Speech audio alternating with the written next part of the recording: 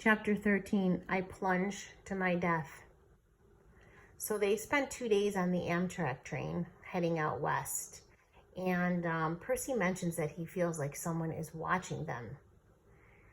His name and mugshot are all over the newspapers, and he is a prime suspect in his mother's disappearance. A picture of him getting off the bus the night before it exploded, it just appears everywhere. It's all over the place. And Smelly Gabe actually put out a reward for Percy.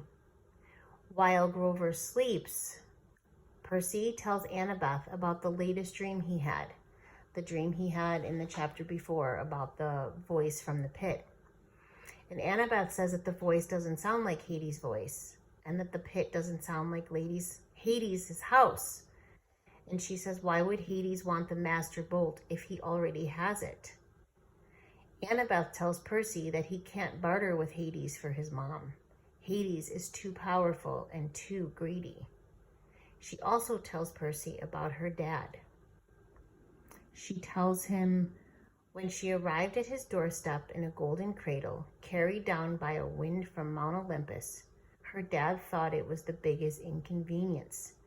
He tried to get Athena to take Annabeth back, so he really didn't want anything to do with her. Athena explained that the mortal parent has to raise the half-blood child, just like Percy's mom was raising him. Annabeth's dad got married when she was 5 and had 2 kids with his new wife. Her stepmom hated her and wouldn't let her play with her step-siblings. They totally ignored her, and when monsters attacked her, they made her feel like the biggest threat and disaster that ever lived. Finally, Annabeth ran away from home and made her way to Camp Half-Blood. So that tells Annabeth's story and how her father really never treated her good. Annabeth is really sad, so Percy decides not to ask any more questions about her past.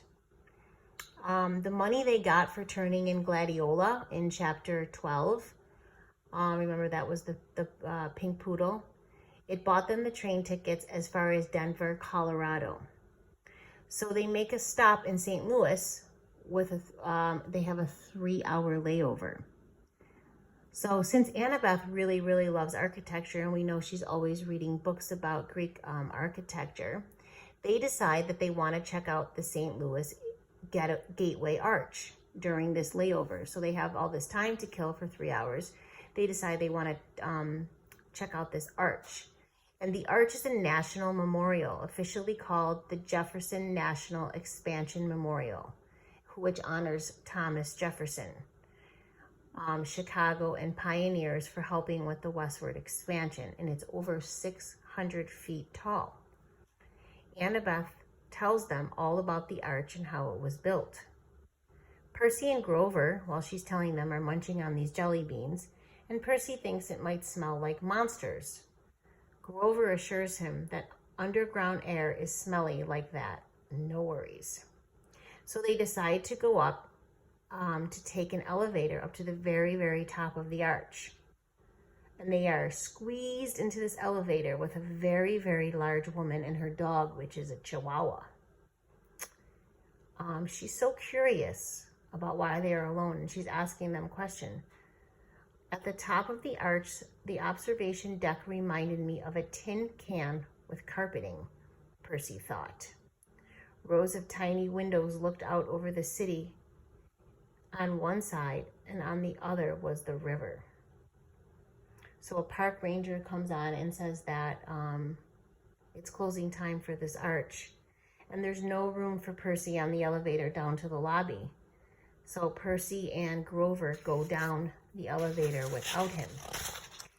And he's still left up top in the observation deck of this arch with the big lady and her Chihuahua. There's also another family there and a guard.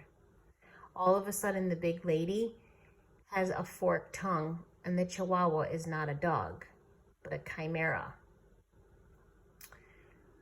So Echidna, who is the mother of monsters, that's who the woman turns into. And the dog turns into a Chimera. Chimera has a head of a lion with a blood-caked mane, the body of hooves, and of a giant goat, and a serpent for a tail, 10-foot-long diamondback growing right out of its shaggy behind. All of a sudden, the Chimera attacks Percy, and the rattlesnake tail gets a good bite out of Percy's leg. Chimera blasts a hole into the side of the observation deck. All of a sudden, Percy drops his sword through this hole. Echidna laughs and taunts Percy, saying that if he were a real hero, he would jump out of that hole and dive 600 feet down into the muddy Mississippi River below. And that is exactly what Percy does. And while he's jumping down, he asks his father to help as he's leaping down into the water. And that is how chapter 13 ends.